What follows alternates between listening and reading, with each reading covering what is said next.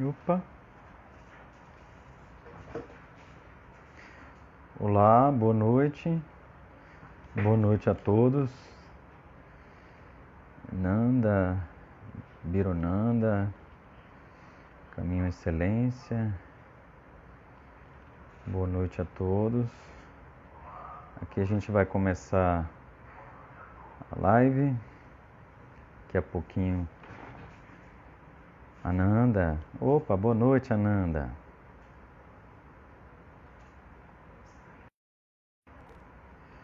Certo.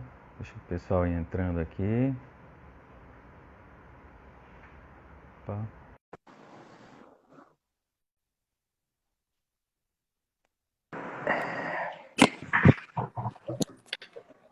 Tá. Boa noite, pessoal. A live hoje é com Cibele Bicalho. A gente vai falar de tonturas e vertigem. Cibele Bicalho é otorrinolaringologista, é especialista em otologia. Ela trabalha na CLIOC e também no Hospital São Rafael, aqui em Salvador. A gente, então, trabalha em conjunto, tem muitos pacientes em comum, e a gente tem experiências também em comum, né? O motivo principal dessa live seria, claro, esclarecer algumas dúvidas frequentes dos pacientes, pontuar alguns temas, alguns assuntos importantes para o conhecimento da população em geral, né? Então, a live é dedicada mesmo à população geral, não ao público médico, e especialmente vem de uma constatação de duas coisas muito importantes, né? Nós, neurologistas, vemos que um paciente com tontura, às vezes procura o pronto-socorro, e ele não faz a mínima noção que ele possa estar tendo um AVC. E não só pela dificuldade técnica do paciente exprimir sua queixa, mas também do médico de entender adequadamente o que possa estar acontecendo. Muitas vezes esse paciente melhora e tem alta do hospital ou do pronto-socorro, da UPA, e 2, 3 dias depois ele volta, às vezes precisando de uma internação, né, por conta de um AVC. Então, um dos motivos principais dessa live é esclarecer qual é o motivo, o que é que o paciente deve se preocupar, né? Quando ele deve se preocupar, quando ele deve ir para um socorro, né? Esse é um dos motivos. O segundo seria também esclarecer quando que a tontura pode ser tratada de outra forma que não como remédio, né? E quando que essa tontura pode ser dos cristais, dos canais dentro do ouvido, né? A gente vai explicar melhor sobre isso na live. E quando que o fisioterapeuta é importante, ou também o fonoaudiólogo, enfim, o reabilitador vestibular, e também o neurologista e o otorrinolaringologista, na intenção de melhorar esse problema dos cristais dentro dos ouvidos. Boa noite, Cibele. Vamos lá, então? Está me ouvindo bem, né? Obrigada pelo convite. Estou te ouvindo bem. Está me ouvindo bem? Tá ótimo, estou lhe ouvindo bem. Então, a primeira questão é, assim, qual seria a diferença entre tontura e vertigem, né? É comum essa confusão, tem, assim, a denominação do alemão, tem 3 palavras diferentes para tontura, né? De maneira que a gente consegue delimitar no alemão isso facilmente. Mas na língua portuguesa existe uma confusão grande e acaba que tontura e vertigem é englobada no mesmo saco e no mesmo conceito e faz muita confusão, não só para médico, como também para o paciente. Explica melhor um pouquinho como é que a gente pode desfazer Então, isso daí. né? Primeiro eu queria agradecer aqui o convite, né, gente? Boa noite. Uhum. É muito bom falar sobre tontura, né? Que é um tema que é um sintoma que está tão presente na vida de tantas pessoas. Eu acho que agora na pandemia, talvez isso tenha ficado mais evidente, porque as pessoas começam a se perceber mais, enfim. Essa questão de definir bem o que é tontura é muito importante, porque até para a gente conseguir fazer um diagnóstico, então é importante o paciente saber o que ele está sentindo, né? E aí vamos começar definindo, assim, então existe a tontura, e dentro da tontura a gente encontra a vertigem, né? A gente diz que tem uma vertigem quando o paciente ele tem uma sensação de movimento, seja ele girando, ou o ambiente girando, ou uma sensação de que o ambiente está em movimento mesmo, que aí a gente chama mais de uma oscilopsia. né? E a tontura pode vir de várias maneiras. O paciente pode ter uma sensação de desequilíbrio, o paciente pode ter uma sensação que vai cair, uma sensação de flutuação, não necessariamente relacionado com o movimento, seja do paciente ou do ambiente, né? E aí são as tonturas em geral. A vertigem dá um indício muito maior de acometimento do labirinto do que tontura. Mas mesmo os outros tipos de tontura podem ter o envolvimento do labirinto. Né? Isso. Você quer complementar aí alguma coisa? Às vezes eu costumo falar para o paciente, às vezes é importante a gente até dizer mais ou menos como é que seria esses 3 tipos, para o paciente se sentir mais assim alinhado com a linguagem que a gente usa, né? E a gente costuma dizer assim que a tontura rotatória, né, é a vertiginosa, né, que roda igual um redemoinho, um carrossel, um furacão, roda desse jeito. Aí essa é a vertigem. A tontura também pode ser oscilatória, como se estivesse num barco no mar, flutuando para cima, para baixo, para cima, para baixo. Essa seria a oscilatória. Habitualmente, essa oscilatória tem o problema do cerebelo, que é uma região neurológica, um problema dos nervos periféricos, ou um problema outro neurológico, ou ainda do labirinto dos 2 lados. E tem aquela que não roda, né, e nem oscila. Seria um mal-estar diferente, uma sensação de quase desmaio, uma visão turva, ou um problema quando anda. E geralmente nesse quesito, o paciente fala assim, não, é uma tontura que não me parece ser na cabeça, parece ser mais no corpo, né? Aí esse tipo de terceiro de tontura, habitualmente são decorrentes de problemas clínicos, seja um sangramento, seja uma desidratação, seja um problema cardíaco, seja um problema relacionado a remédio, seja também relacionado a um problema crônico neurológico, né? E da marcha, né? Do nervo periférico. Essa delimitação é importante para a gente poder fazer com que o doente entenda também que nem toda tontura é labirintite, né? E nem problema, inclusive, do labirinto, né? E que as várias tonturas têm também tratamentos diversos, a depender da causa que seja decorrente dela. Aí, a segunda pergunta, Sibeli, a diferença, então, entre tontura e labirintite. E se labirintite é raro, né? A gente ouve muito labirintite. Não, isso é claro. Desconstrói isso para aí pra gente. No consultório, né, falo, não, porque eu tenho labirintite, né? E aí você pergunta, mas o que você acha que é labirintite? Né? Então, assim, antigamente a labirintite, que é uma inflamação no labirinto, e normalmente isso acontece quando o ouvido está inflamado, quando se tem uma otite. Antigamente isso era muito comum, porque não tinha tanto antibiótico, tanto tratamento. Hoje já é bem raro você ter uma inflamação no ouvido que chegue a causar uma inflamação do labirinto também, né? Então, assim, eu acabo falando para os pacientes, você tem um problema no labirinto, a gente não pode dizer, não está certo dizer que é uma labirintite. E cada problema do labirinto tem uma causa diferente. Então, a gente sempre tem que descobrir qual a causa, porque muitos pacientes chegam achando que o remédio que o vizinho usou vai funcionar para ele, ou seja, a manobra que o vizinho usou. Então, assim, não é um tratamento padronizado. Cada paciente tem uma causa para aquela tontura, tem umas que melhoram mais rápido, tem outras que demoram mais, né? Mas tem que definir qual é a causa, não é o mesmo tratamento para todo mundo. Exato, isso mesmo. E aí a gente fala que na maior parte das vezes, quando a pessoa fala assim, eu estou com labirintite, a minha impressão, Sibeli, eu acho que a sua também deve ser, de que se trata de uma VPPB, né? O que é VPPB mesmo? Como é que é esse negócio? Explica direitinho para a gente aí. Então, VPPB é a principal causa de tontura, então é uma coisa muito prevalente. E o nome, a sigla, quer dizer vertigem postural paroxística benigna. Então, assim, pelo nome a gente já está dizendo que é um problema benigno. Acontece em todas as idades, até criança pode ter VPPB, idoso pode ter, qualquer pessoa pode ter, não é um problema. Quando chega idoso, fala assim, eu estou ficando velho e tudo vai aparecendo.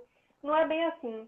É um problema que a gente tem umas otocônias, que são tipo umas pedrinhas de cálcio que ficam lá no labirinto, e às vezes ela sai do lugar.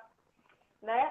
Já tentaram achar alguns fatores desencadeantes, até o momento conseguiram encontrar que talvez depois de algum trauma você tenha uma tendência maior a ter. ou se você teve uma inflamação por vírus ali no labirinto, diminui um pouquinho ali a vascularização que chega e talvez você esteja mais predisposto a ter, né, a VPPB, ou até deficiência de vitamina D tem sido relacionado com a recorrência do VPPB. Mas o fato que importa é que não tem uma causa grande específica que a gente tenha que investigar. Né? O diagnóstico a gente faz com uma manobra no consultório, e aí quando a gente faz essa manobra, a gente vê que o paciente apresenta um nistagmo bem característico, que é um batimentozinho do olho. E é engraçado porque chegam os pacientes no consultório e às vezes eles percebem que em casa, quando ficam tontos, que o olho bate, né? Mas ele não vê. E a gente vê esse batimento e aí a gente faz o diagnóstico na hora, não tem muita dúvida. E no mesmo momento a gente já consegue fazer uma manobra para colocar essa pedrinha no lugar. Às vezes a gente consegue na própria consulta, às vezes precisa de algumas consultas com o fisioterapeuta, que ele vai fazer outras manobras específicas para que aquela pedrinha ali volte para o lugar. Perfeito. A gente costuma dizer que a VPPB é como assim, todo mundo tem cristais dentro dos ouvidos, de um lado e do outro. Esses cristais dão a sensação de posição da cabeça em relação ao corpo, de maneira que quando a gente vira a cabeça, esses cristais são acionados. Se eles estão no lugar, o organismo vai entender que a cabeça virou em relação ao corpo. Mas se acaso um desses cristais sai do lugar e o outro fica, se a pessoa virar para a cabeça para aquele lugar onde o cristal não está no lugar, o organismo não vai entender que a cabeça virou. E por isso vai gerar um mal-estar caracterizado por náusea, vômito, desequilíbrio, presente exclusivamente quando a pessoa vira para aquele lugar, onde o cristal está fora do lugar. Né? Então, assim, a característica típica da VPPB é quando o paciente, inclusive a Silvana que colocou, né? Olha, quando eu olho para cima, quando eu olho para baixo, ou também quando deitado na cama vira a cabeça para um lado ou para o outro, né? Só quando se move, e por isso o nome de posicional, porque é só quando se mexe, né? Então é paroxística, porque ela vem de vez em quando, né? E benigna, porque aqueles canais que saíram do lugar, eles são recolocados no lugar com fisioterapia vestibular, né? Então, muitos assim, pacientes, eles têm uma recuperação até espontânea, assim, às vezes acontece de ter a história, né, e a gente achar assim, nossa, mas era uma tontura só quando virava a cabeça, a gente sempre tem que fazer a investigação, mas ele pode ter uma melhora espontânea ali, ou a gente pode dar uma ajuda vendo isso, porque é um problema que ele não tem uma resposta boa à medicação, é um problema bem mecânico, então, Exatamente. que a gente consegue fazer com outras coisas que não são remédio, né? Exato. E aí quando a gente fala assim, mecânico, né, que Sibeli colocou aí, é exatamente a gravidade. As manobras, elas se valem da gravidade. Então a gente usa a gravidade para colocar aquele cristal de volta para o lugar onde ele saiu, né? Remédio, ele não vai ter essa função de fazer isso, né? E remédio, por sinal, pode até ser ruim, porque ele faz com que os canais, o tônus do labirinto, né, a tonicidade dele fique como se fosse falsamente equalizada, né? E aí, quando você coloca o cristal para o lugar, o organismo não vai entender muito bem aquela situação, né? E o ideal é que, então, no momento agudo, enquanto o paciente puder suportar, lógico, né? Se ele não suportar, aí os remédios vêm ajudar como auxiliares. Mas, na maioria das vezes, a gente consegue, fazendo as manobras, resolver o problema do paciente, sem remédio, sem nada. E é curioso, né, Sibeli? Às vezes, a gente vê um paciente no pronto-socorro, no consultório, a gente diagnostica o doente sem remédio, sem exame nenhum, trata o doente no pronto-socorro e libera ele do pronto-socorro ou do consultório completamente bem. Nossa. E ele às vezes não tem uma recorrência ali algumas semanas, mas ou às vezes não tem recorrência alguma, né? E fica bem. Você vê quanto é importante o diagnóstico. Né, chorando, né? Com uma crise de VPPB e sai já bom, assim, andando, porque chega, não consegue... A sensação da tontura, ela é muito ruim para o paciente, incomoda demais, é como se o chão saísse do seu pé, né? E o paciente sai feliz da vida, que melhora, e melhora mesmo, assim. E assim, a gente tem uma segurança... Diga. É importante só falar que nem toda tontura, que aquela tontura quando vira a cabeça, é VPPB. É Isso, uma muito patologia, bem. né, que é muito frequente, então é uma coisa que a gente sempre tem que pesquisar, mas não é só o VPPB que causa esse tipo de tontura. Por isso que é sempre Perfeito. importante que o médico faça uma avaliação, né? Exatamente. E o médico entenda disso, porque a depender, como o Sibeli mesmo colocou, quando a gente faz a manobra de diagnóstico, né, a gente tem os critérios para dizer assim, não, isso é VPPB, é em tal canal, porque são 3 os canais, a gente tem que saber qual dos canais que está cometido, né, para saber também qual manobra que a gente vai fazer, né, e a depender do Exatamente. tipo do movimento dos olhos, né, que Sibeli falou ali, e a depender dos sintomas, como é que eles apresentam, quando demora, se eles voltam, quando volta para o lugar, enfim, várias coisas que a gente tem, não só na anamnese, quer dizer, quando a gente pergunta para o doente, mas também no exame físico, a gente tira uma conclusão do que é e trata com segurança, sem poder fazer qualquer exame complementar, né, e sem usar nenhum remédio, somente a fisioterapia, a reabilitação naquele dia. Então, assim, E assim, diga. pode falar, pode dizer. Não, fala. Não, é que o que a gente vê demais é que às vezes o paciente ele não tem uma avaliação inicial, né, bem realizada, ou ele nem chegou aí no médico e de repente teve um vizinho que usou uma medicação que cede ao labirinto. Então, muitos Isso, pacientes que ficam usando flunarizina, sinalizina de maneira crônica e achando que aquilo ali, porque realmente como seda, dá um alívio na tontura, né? Então achando que aquilo ali é um tratamento. E o que acontece é exatamente, até a tontura, além de você não estar tratando a causa, você pode ter outros problemas de saúde porque está usando a medicação a longo prazo, né? Então, depressão, exata, hipotireoidismo, parkinsonismo, tudo pelo uso da medicação. exatamente. Aí, às vezes, o paciente vem com 2 problemas para a gente. Tontura, eu tenho labirintite crônica e também tenho Parkinson. Na verdade, essas medicações, né, é, Stugeron, finalizina, sinnarizina, flunarizina, eles podem, com a longo prazo, como o Sibeli colocou, depressão, hipotireoidismo e também parkinsonismo, um outro problema neurológico decorrente dos remédios de uso crônico, né? Então aí a importância de você, não só você procurar um especialista que saiba do assunto, né? Um otorrino, um especialista em otologia, um neurologista que entenda de neurotologia, como também poder ter o tratamento adequado com as manobras e tudo mais, né?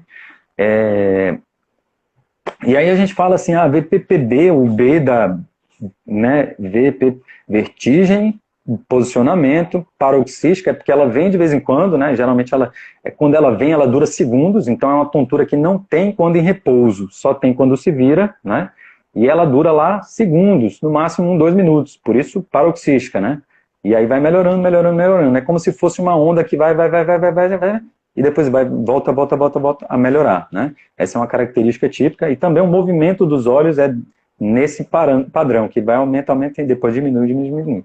Benigna, como a gente falou, melhora com fisioterapia vestibular. Mas nem sempre ela é tão benigna assim, né? Lembrar que, como o Sibeli colocou, ela é muito relacionada a idosos, né? É muito relacionada a como os cristais, os canais semicirculares são a base de cálcio, né? Também o osso é a base de cálcio. Então, as pessoas que têm o osso frágil, osteoporose, osteopenia, elas também têm maior predisposição a fazer a VPPB. Né? E aí, essa pessoa com osso frágil tem mais predisposição a fraturas, quedas e fraturas, e assim também elas têm tontura, né? Caem por conta da tontura, e o osso é frágil, ou seja, acabam fraturando, né? Fratura um fêmur, fica acamada, né? Então essa é uma realidade assim de saúde pública muito É, importante, né? e a É tontura no importante. idoso, né, ela traz, assim, uma possível comorbidade muito maior, assim. Então, é até uma dica, assim, para dar para os pacientes. Todas essas tonturas, quando são causadas por problemas no labirinto, a tendência é, quando você fixa o olhar, ela melhorar. E o reflexo do paciente, normalmente, é fechar o olho. Então, sentir uma tontura, ele fecha o olho e deita na cama. E a orientação é, olha para um ponto fixo que a tontura vai passar. Esse idoso que tem uma tontura repentina, ele precisa de apoio, então tem que estar muito atento a essa questão da fratura, com certeza, né? Porque traz muita comorbidade para o paciente aí. Isso. Eu colocar algumas coisas aqui. Ó, pessoal, vocês aí, podem falar à vontade, a gente quer tirar dúvida de Pode vocês, hein? perguntar, Só né? vi uma dúvida aqui de Eu Silvia, queria falar eu uma coisa imagino ter aqui. respondido. Diga. O que acontece demais também quando o paciente não tem esse diagnóstico do VPPB inicial, às vezes a crise até melhora, mas ele fica com tanto medo de que isso aconteça de novo, que ele começa a somatizar e pode criar crise de pânico, né? Tem outro diagnóstico que a Exato. gente chama de TPPP, que é tontura perceptual persistente progressiva, né? Me corrija aí. Perceptual persistente, TPP. É, Isso. Então, o paciente ele fica com tanto medo de ter a tontura de novo que ele fica tendo tontura quando ele está em ambientes que tem muita gente, tem um ambiente muito exato, visualmente poluído. Ele começa a ter um pânico exato. ali de ter uma tontura, ele realmente tem a tontura, né?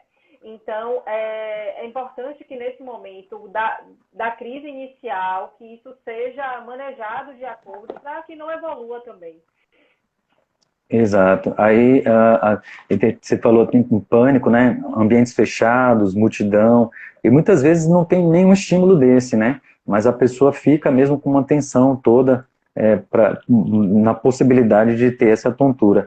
E no exame físico, habitualmente esses pacientes têm uma tontura que não dura um tempo específico, como dura a VPPB, né? De segundos. Geralmente é uma tontura de uma duração variável, às vezes segundos, às vezes minutos, às vezes horas, né? E quando a gente examina o doente, a gente não vê aquele movimento característico do nistagmo da VPPB, né? E habitualmente também uma coisa super importante, além da questão de quando deitado se vira, ter tontura, é importantíssimo que o doente saiba que as posições importam, né? É muito comum o paciente falar assim, olha, veja, eu tenho tontura quando eu me levanto da cama, né? Essa é uma informação que carece de muitos detalhes, né? É importante a pessoa dizer, porque quando a pessoa deitado levanta, dois mecanismos são acionados aí. O mecanismo responsável pela mudança da cabeça em relação ao corpo, né? E o mecanismo responsável pela mudança da cabeça em relação à gravidade, né? Então, é necessário que o doente consiga delimitar se quando um desses está alterado e o outro não, como é que fica? Ou seja, se o paciente está sentado e levanta, como é que fica a tontura? Né? Entenda que se ele está sentado e levanta, a cabeça em relação ao corpo fica do mesmo jeito, mas ao contrário, a cabeça em relação à gravidade, ela muda, né? E aí a gente, médico, neurologista, otorrino, a gente consegue entender que o problema está ali no sistema que é responsável pela cabeça em relação à gravidade, né? Ao contrário também, se o paciente consegue delimitar que quando deitado parado ele não tem tontura, mas quando vira a cabeça para um lado ou para o outro ele tem tontura, significa então que a cabeça em relação à gravidade não mudou, né? Mas a cabeça em relação ao corpo mudou, né? Então a gente entende que o mecanismo responsável pela tontura dele está relacionado ao sistema que é responsável pela cabeça, que é da mudança da cabeça em relação ao corpo, né? Ou seja, esse segundo exemplo é exatamente onde fica a VPPB, né? Aí a gente tem que também entender que muitas vezes o paciente diz assim, eu tenho tontura direto, sem parar, mesmo parado, deitado, né? Aí a gente entende que esse é um outro tipo de tontura, é uma tontura que está relacionada a uma tontura contínua, não é uma tontura posicional, ou seja, não depende da posição, mas depende do movimento da pessoa, né? E aí, se é uma tontura que fica contínua, né, é uma tontura preocupante e é um assunto que a gente vai tocar daqui a pouquinho, né, Sibeli? Queria Isso. comentar alguma E coisa assim, sobre isso que a gente falou? quero, assim, e é isso, quando a gente tem uma tontura, assim, quando você está sentado e você levanta, muitas vezes é uma hipotensão, às vezes uma medicação para pressão, né, precisa fazer alguns ajustes. Então, assim, a gente tem que ficar atento, porque é muito importante esse diário do paciente, de como exatamente isso aconteceu, isso ajuda muito no diagnóstico. Então, eu costumo até dizer para os pacientes Isso. anotarem, sabe? Porque às vezes a pessoa não está muito atenta ao que foi que precipitou, qual a posição que ela estava, será que tinha zumbido na hora que veio a tontura, não tinha zumbido, tinha uma sensação de ouvido tapado, não tinha, sentiu algum formigamento, dor de cabeça. Então essas informações todas são super importantes para quem está fazendo diagnóstico. Então é importante o paciente ficar atento, né? Muito bem, Sibeli. Há também um questionamento muito comum, que é assim, será que a enxaqueca pode dar tontura, né? Coisa que a gente vê muito na prática, né, Sibeli? Sim, exatamente. Então, Conta aí pra gente. hoje, antigamente isso era uma coisa que não estava tão bem estabelecida como está hoje, né? Então, hoje a gente já chama isso de migrânia vestibular. Então, assim, muitas vezes a pessoa já teve enxaqueca a vida inteira e nunca teve um episódio de tontura associado. E em algum momento isso pode começar a acontecer. Isso a gente tá no nosso diagnóstico diferencial. Então, normalmente a pessoa tem tontura, a tontura ela tá associada, pode estar associada ou não no momento da dor de cabeça. A pessoa, ela associa com os fatores desencadeantes também da migrânia vestibular, né, que é a enxaqueca. Então, normalmente no período pré-menstrual, se ela teve alguma dieta que normalmente piora a tontura, a pessoa que usa muito café, é aquela tontura que ela piora quando está com exposição grande a telas. Então, é uma coisa que a gente é um diagnóstico que a gente sempre tem que levar em consideração, com certeza. Isso. Silvia colocou aqui, uma das ouvintes, né? Eu tenho tontura quando deito, e aí ela colocou logo aqui, tenho tontura quando fico muito no celular, o PC, né? E alguém aqui comentou, né? Será que tem alguma coisa a ver com a insônia, né? Tem sim, tem muito a ver, né? Essas cefaleias crônicas, né? Elas têm muito a ver com insônia. A pessoa que dorme pouco, ela costuma ter mais crises de enxaqueca, costuma ter também mais crises de cefaleia tensional. São dois tipos de dores de cabeça que podem também se associar com tontura. Não são bem a migrânia vestibular ou enxaqueca migranosa, como a gente comentou aqui, mas, de toda forma, elas estão muito associadas, né? E aí é importante a gente delimitar se está junto com as crises de enxaqueca, né? Enxaqueca é uma dor que vem pulsando de um lado da cabeça, de forte intensidade, dura de 4 a 72 horas, né? É uma dor típica, né, de enquadrada num diagnóstico específico. Não é, ao contrário do que É, muitos pensam, uma dor de cabeça forte. Só isso, né? pode não necessariamente estar ali naquele momento, né? Às vezes não está no momento da tontura, Isso, né? Assim, naquela época. naquele momento ali. Então, assim, é um diagnóstico diferencial.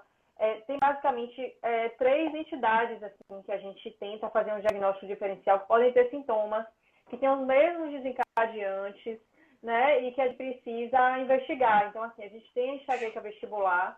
Outra problema que a gente tem no labirinto é o que a gente chama de síndrome de Meniere, que é quando a gente Isso. tem uma pressão aumentada no líquido lá dentro do ouvido, dentro do labirinto. Então, normalmente ele é desencadeado por estresse, é um momento de muito. O paciente passou por um momento na vida de muita ansiedade, desencadeou. O paciente, de repente, já tinha uma predisposição e naquele momento desencadeou. Né? A enxaqueca também é desencadeada pelo estresse. Então, assim, essa questão da ansiedade, perder noite, isso aí já está comprovado, tanto para enxaqueca quanto para síndrome de Isso, Meniere. Melhorando isso, isso, melhora, faz remitir esses problemas e aí melhora a tontura, porque assim, a migrânia vestibular a gente tratando a enxaqueca. E a síndrome de Meniere, a gente tem algumas medicações que usa, mas assim, o paciente precisa também fazer sua parte. E a mudança de estilo de vida é super importante para a doença remitir mesmo, a gente conseguir ficar sem medicação. isso. Exatamente. Entrando nesse assunto, né, Sibeli, a gente poderia questionar qual a importância do zumbido ou da perda auditiva na, na tontura. Muitas vezes os pacientes chegam no consultório e falam, a gente tem que fazer investigação.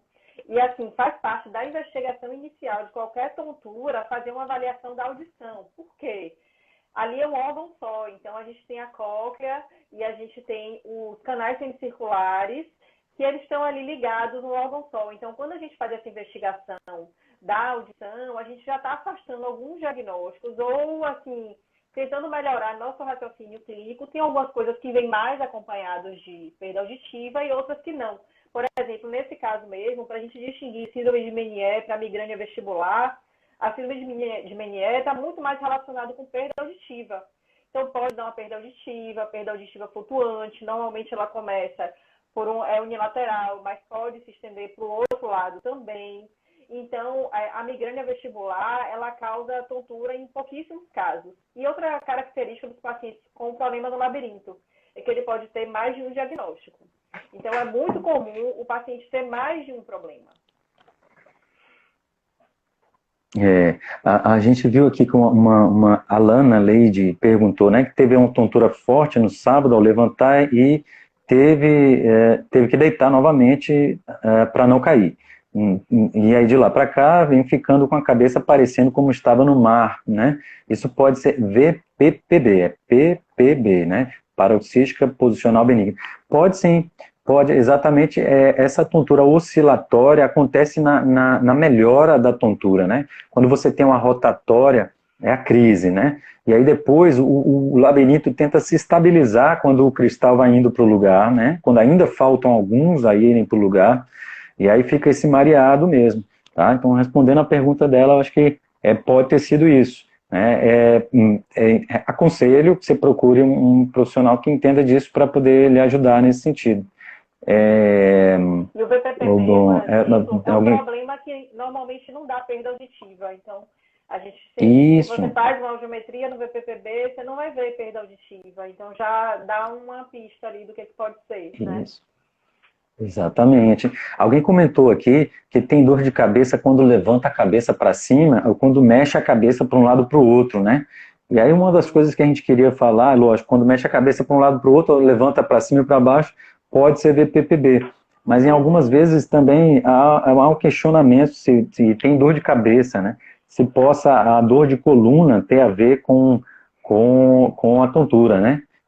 Como é que fica isso daí, Sibeli? Conta pra gente aí. Então, essa questão da dor de coluna é uma parte na autoneurologia que a gente está sempre em investigação para saber se isso tem alguma relação ou não, né?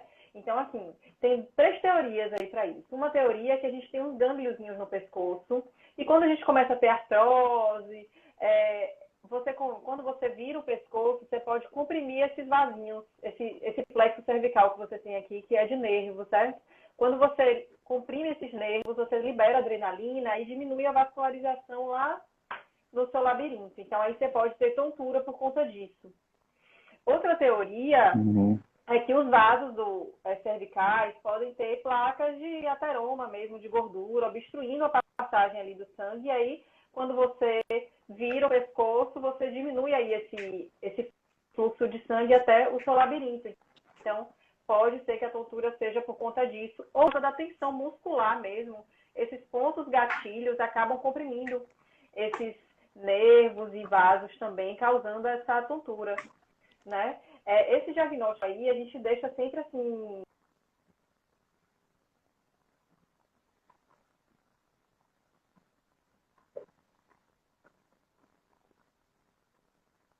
Então, a gente sempre pensa no diagnóstico de exclusão e o tratamento relaxante muscular, esse é o problema cervical, e aí acaba melhorando a tontura também. Mas é uma das causas que a gente tem que sempre questionar e investigar. Isso. Aí, então, o Ruivinha, que fez essa pergunta, eu imagino possa ter respondido a pergunta dela. A gente falou a importância, né, do sono, do controle do estresse para o Meniere, né, e também para a enxaqueca. E aí, uma outra coisa é a importância da dieta, né, Sibeli, a gente ouve muita gente falando, poxa, eu preciso me privar de café, como é que faço a dieta, em que ocasião eu posso ter que seguir uma dieta diferente para melhorar a minha tontura? Então, inicialmente, qualquer paciente com problema no labirinto, a gente pede restrição de alguns itens que podem, na verdade, estimular o labirinto.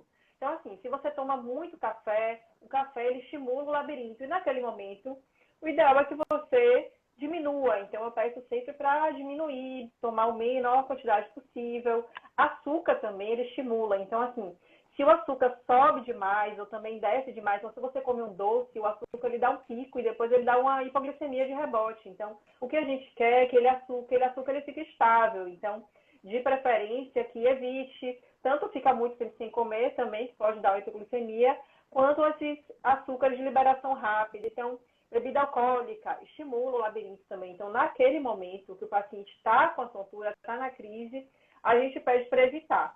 E aí, na investigação, a gente sempre investiga essa questão do açúcar. Então, a gente vê como é que está a curva do açúcar e da insulina, investiga hormônios tiroidianos, que são problemas sistêmicos, né, e que o ouvido dá, né, o nosso labirinto dá ali um alarme de que alguma coisa pode não estar indo bem, e a gente pode acabar, lógico, às vezes já consegue diagnosticar diabetes, mas a própria intolerância à glicose mesmo já pode traduzir como uma alteração no labirinto. O paciente tem normalmente aquela sensação de flutuação, quando o paciente tem essa alteração no metabolismo do carboidrato. Isso. E assim, Silvia perguntou aqui. Para a síndrome de Menier, né? A síndrome de Menier, ela não tem assim, uma causa específica. Tem algumas coisas que fazem uma síndrome Menier-like. E aí a gente sempre investiga essa questão do açúcar, investiga a sorologia para sífilis, hormônios da tireoide também, que são possíveis causas para dar sintomas como o da síndrome de Menier. Perfeito. A Silvia colocou aqui, eu não consigo ficar muito tempo com fone de ouvido, ele me incomoda muito, ela quer saber se tem a ver com a situação. Adiantando assim, existe, a maior parte das vezes o problema no ouvido mesmo pode dar como se fosse uma microfonia, talvez a Sibeli consiga explicar melhor isso. Mas também existe... Assim, tem que ter cuidado primeiro com o fone de ouvido, né? Porque os fones de ouvido que a gente tem, eles realmente não têm uma regulagem de volume, é provável que esteja alto. Tem que colocar no menor volume possível. Se mesmo no menor volume a pessoa se sente incômodo, ou não só isso, assim, a pessoa que tem o que a gente chama de hiperacusia, ela tem uma intolerância a sons que normalmente não incomodam as pessoas. Então, é o sapato do vizinho, do andar de cima, sabe? São barulhos menores que a pessoa que tem aquela audição, né, mais sensível, ela vai sentir mais. E, assim, isso pode, sim, estar relacionado a alguma tendência mais na audição e no labirinto. E o melhor fazer é você não tentar mascarar, não tentar ficar no silêncio. Então, sempre tem que estar com um sonzinho de fundo, ruído branco, não tentar colocar nada no ouvido na hora de dormir, que às vezes as pessoas fazem isso porque algum barulho está incomodando e cada dia o problema fica maior, entendeu? O curioso é que tem algumas tonturas que têm umas características bem peculiares, né? Uma delas é se você tem um ruído alto, né? Desencadeia a tontura. A gente pensar numa tontura específica que chama fístula perilinfática, né? Quando há uma comunicação, né, entre o labirinto e a Mas aí seria um barulho muito forte, né? Quando você tem um barulho forte, uma pressão forte, e você sente a tontura ali naquele momento, né? Pode ser até a fístula, mas assim, outra coisa também que dá muita intolerância a som é a própria migrânia vestibular, né? Assim, que a pessoa, isso, exatamente. Porque tem fonofobia, né? Fonofobia, né? Assim como tem a luz, o barulho, né? Também o fonofobia. Fotofobia, e acaba sendo também desencadeada por exposição a telas. Então, assim, muita gente agora na pandemia está piorando com isso, porque desencadeando enxaqueca em forma de tontura mesmo, porque muita tela, muito computador, muita televisão, né? Então, tem que tomar cuidado com isso mesmo. E, assim, além da ansiedade, né? Tá todo mundo muito ansioso. Tem outras tonturas também que, bom, a própria fístula perilinfática também, a pessoa quando faz defecar, urinar, tossir, espirrar, aumenta, né, do diafragma ali, quando vai, aí piora a tontura, também faz a gente pensar em fístula, né? Sim, agora da janela, coisas mais rápidas da essência de canal muscular superior, né?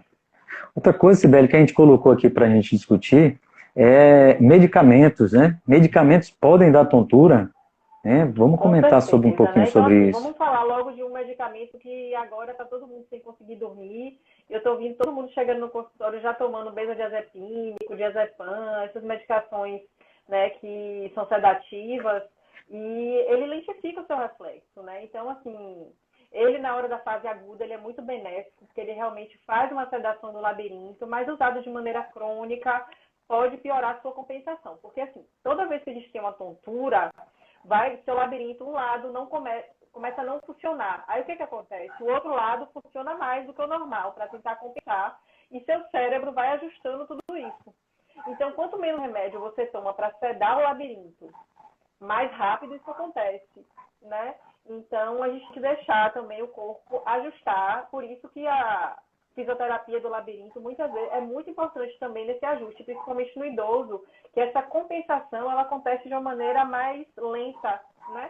Existem alguns vírus que eles acabam atingindo o nervo que dá o equilíbrio. Eles normalmente dão uma tontura muito forte quando tem essa inflamação e o paciente fica com um labirinto hipofuncionante. Quando a pessoa é jovem, isso vai melhorando mais rápido. Agora, no idoso, isso é mais lento, né? Então, e aí, quando a gente faz exercícios, isso acontece de maneira mais rápida. Isso. Tem uma coisinha que a gente chama de uma pergunta importante aqui. Eu estou selecionando porque a gente vai comentar sobre algumas outras perguntas. A Rosane Cabral perguntou assim: quando eu estou dirigindo e paro no sinal, o carro está parado, tenho a sensação de que o carro está descendo. Né? Isso é labirintite? Interessante, esse é um sintoma muito comum, né? É importante entender que isso não é labirintite. Repetindo, labirintite é raro, né? Labirintite tem a ver com inflamação, infecção no ouvido, há de se ter febre, dor no corpo, moleza, disposição, sintomas oculares ou auriculares, secreção e tal. Então, assim, dor no ouvido, né? Isso aí, conta aí pra gente como é que é isso daí, Sibeli. Esse sintoma que ele está falando ali, mareado, né? Quando para o carro. Ou navio também, né? Existe até a síndrome do desembarque, que chama, né? Que é como você viajou de barco e depois você continua com a sensação ali que está flutuando. Isso normalmente é um problema benigno, né? Algumas pessoas têm uma sensibilidade maior mesmo. Se isso for uma coisa muito frequente e estiver te atrapalhando, a reabilitação vestibular ajuda muito, né? Isso não isso é uma sensibilidade maior do labirinto, não chega a ser uma doença, assim, né? Tem que ficar atento, que muitas vezes as pessoas têm essa sensibilidade, tem isso, e tem também o que a gente chama de cinetose, quando a pessoa fica muito enjoada durante viagem de avião, de carro. Então, muita gente tem cinetose e em algum momento vai desenvolver um problema do labirinto maior. E a reabilitação vestibular é bem indicada nesses casos, melhora muito. E é isso, tem que fazer uma avaliação para ver como é que está esse labirinto, a função dele, deixa eu fazer isso. Se não tem sintomas, normalmente é benigno. Isso, a Tereza Canguçu colocou aqui que acha que está com labirintite, desde ontem cedo acordou com sintomas, o quarto rodando, tontura. Você vê, existem várias denominações para tontura, né? Tontice, zonzeira, enfim, enjoo, vômito, falta de apetite, e na hora da crise um queimou e um suor tomando labirinto desde cedo. Pode ser a VPPB, né? Ou também pode ser aquelas tonturas prolongadas, né? E é fundamental que a pessoa entenda a diferença de uma para outra, tá? E aí é o motivo principal dessa live, que a pessoa entenda que se ele estiver deitado, parado, e mesmo assim tiver com tontura, isso é preocupante. Eu digo assim, é necessário um neurologista, um otorrino, avalie esse paciente, especialmente um neurologista e um otorrino que entendam de tontura, tá? Porque essa situação em que o paciente deitado, parado, continua com tontura, pode ser um AVC, assim como pode ser uma inflamação no nervo do labirinto, também pode ser Meniere, também pode ser vários outros problemas otológicos, mas podem ser um AVC e precisam ser avaliados com o médico para saber dizer se é uma coisa ou a outra e o que tratar. Mas, se o paciente deitado parado, quietinho, não tem tontura, isso deve ser VPPB, e somente quando vira a cabeça tem tontura, isso deve ser VPPB. Também, mais uma vez, é importante o otorrino ver, e esse você não precisa ficar tão preocupado, deve passar com as manobras e tudo, tá? Dá para alinhar direitinho isso daí. Assim, um outro problema muito comum, assim, problemas cardíacos, neurológicos ou psicológicos podem dar tontura? Com certeza, né? Então, assim, problemas cardíacos primeiro, né? A gente tem que tentar caracterizar bem essa tontura, né? Então, o paciente, ele teve uma tontura, chegou a cair, perdeu consciência, né? Tem que pensar, será que foi arritmia, não foi? Então, a gente sempre tem que estar atento a esse diagnóstico diferencial, por isso que é importante o paciente explicar bem como foi, né? Isso. Qual foi a outra pergunta que você falou? Cardíacos, neurológicos ou psicológicos. Isso, e assim, tem que ficar atento quando? Quando o sintoma, você sintoma sempre quando você faz uma atividade física, está sentindo palpitação ali naquele momento, é um paciente que já tem uma história, né, cardiovascular, então esses pacientes têm que ficar muito atento, que pode realmente ser um problema cardíaco, sim, né? Certo. Interessante aqui, Sibeli, uma pessoa colocou assim, Fagundes, Eliana, se observa Sei, listras já ia falar. verticais ou roupas Já ia balançando nas falar. áreas. Aí eu imaginei, fala aí. Então, eu achei interessante ela falar, né, que fica tonta quando vê as listras, né? E aí, assim, tem duas coisas principais que a gente pensa, né? Pode ser que ela, em algum momento, tenha tido algum episódio mais forte aí de alguma crise do labirinto e tenha desenvolvido o que a gente chama de o TPPP, bem característico, tem que ver a frequência com que isso está acontecendo, né? No caso da migrante, Isso.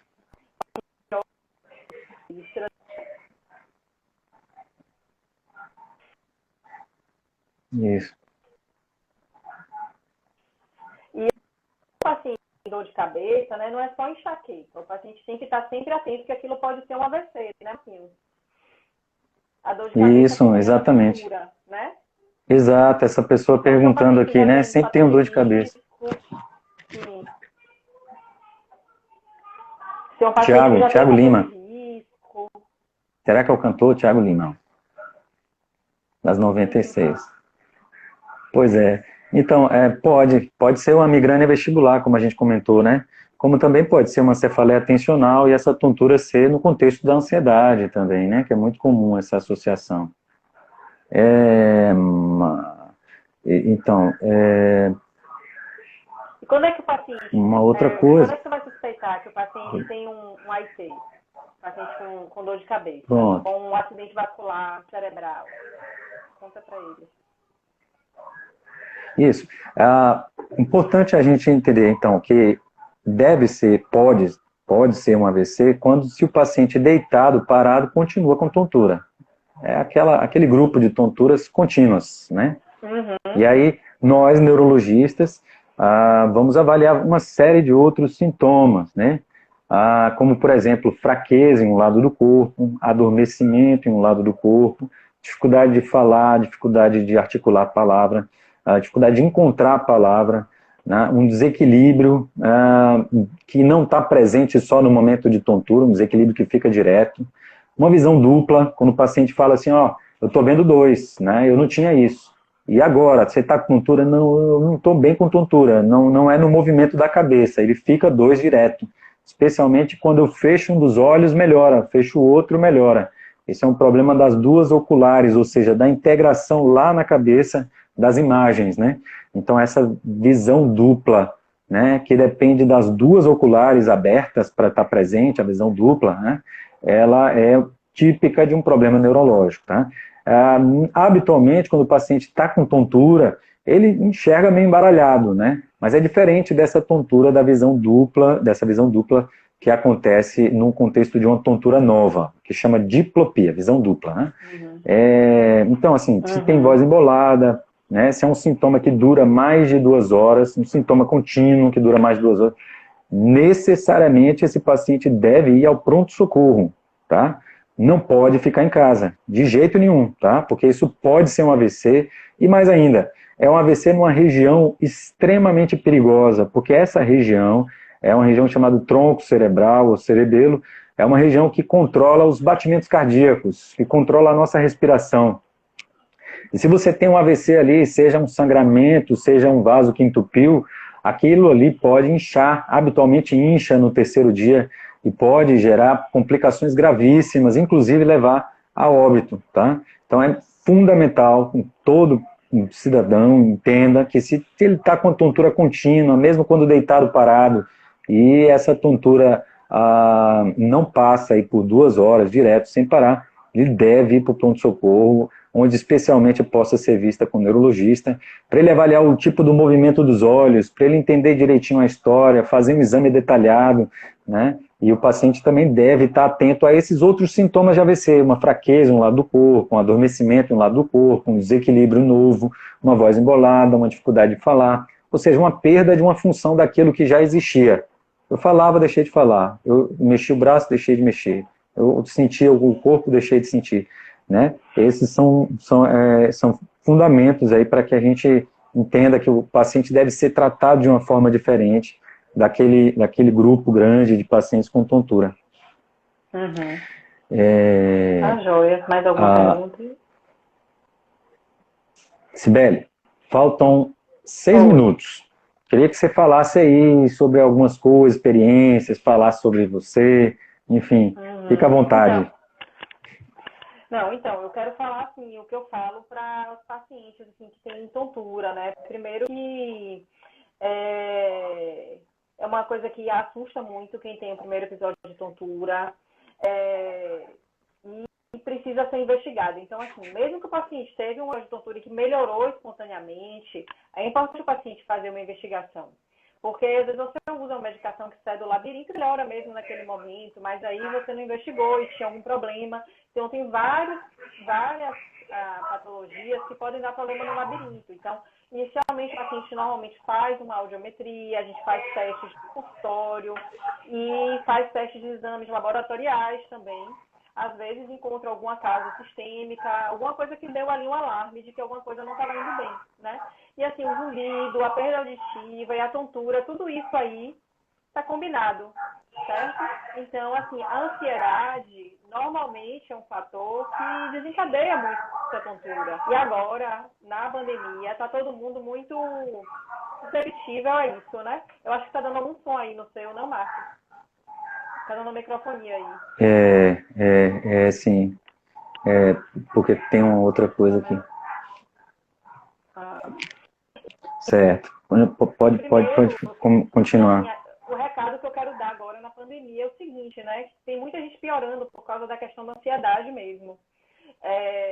Primeira coisa que eu falo é para não assistir tanto jornal, tentar fazer uma atividade física, tentar dormir bem, evitar tanta exposição eletrônica, porque está todo no computador e na televisão. Então, assim, se estiver na televisão, num ambiente mais iluminado, com a distância razoável, né? Evitar todos esses fatores desencadeantes de quem já tem mesmo. Às vezes a pessoa já tem um problema crônico no labirinto e agora está piorando ou não. Então, eu acho que agora o momento é muito propício para isso aí, entendeu? Isso, muito bem, isso mesmo. Lembrar então que, assim, habitualmente, quando tem sintomas auditivos, né, o problema é otorrinolaringológico. Atualmente, quando não tem, o problema é neurológico. Isso é um conceito básico, mas, assim, nem sempre essa regra se segue, né? E a gente trabalha numa multidisciplinaridade. Às vezes eu encaminho o doente para a Sibeli, às vezes ela me encaminha doente. Então, a gente trabalha em conjunto. Tem um fisioterapeuta também que trabalha com a gente. A gente sempre pensa junto, porque assim a gente pensa mais muito. A gente sempre precisa afastar mesmo quando vê uma coisa que não dá muita tontura, dá mais perda auditiva, por exemplo, tumores do nervo, que é o neurinoma, que é um tumor benigno, né? Mas que é um problema retrococlear, quer dizer, um problema central, mas que ele se traduz só com uma perda auditiva e com um zumbido, uma tontura leve ali, quando ele cresce, mas normalmente não dá tanta tontura, porque o outro lado compensa bem. Então, uma coisa que a gente, quando faz os exames, a gente sempre tenta, assim, afastar mesmo, né? Então, assim, é uma área que está imbricada. Então, a gente trabalha junto, e o otorrino com o neuro, com o fisioterapeuta, para o paciente ter uma boa qualidade de vida, né? Ficar bem. Então, tratamento adequado, direcionado para a causa, né? Não é um combo. Cada paciente tem uma causa ali definida. E, às vezes, não consegue fazer o diagnóstico de primeira. Precisa ter um acompanhamento, né? Para aparecerem alguns sintomas e conseguir fechar o diagnóstico. Exatamente. Isso aí. Exatamente. Quando chegam com o VPPB no consultório, eles chegam desesperados, entendeu? Eu falo assim, tomara que seja VPPB, porque assim, você vai melhorar agora, vai sair bom, sabe? Então, eu acho ótimo quando é VPPB, o paciente já sai andando, porque a gente tem outras coisas que são mais difíceis, já tem que fazer mais fisioterapia, mas melhora também, sabe? Minha experiência, assim, eu acho que aqui no Brasil, os pacientes conseguem melhorar muito com a fisioterapia, com alguns tipos de medicações. Eu já fui para o exterior, e lá eles fazem muito mais cirurgia do que a gente faz aqui. sabe? Eles são muito mais cirúrgicos, então já corta o nervo, teve um problema, já vai para uma neurocirurgia. Mas assim, eu não acho isso bom, não. Eu acho bom que a gente consegue muitas vezes melhorar aqui e sem medicação. Eu acho isso muito bom. Isso, muito bem.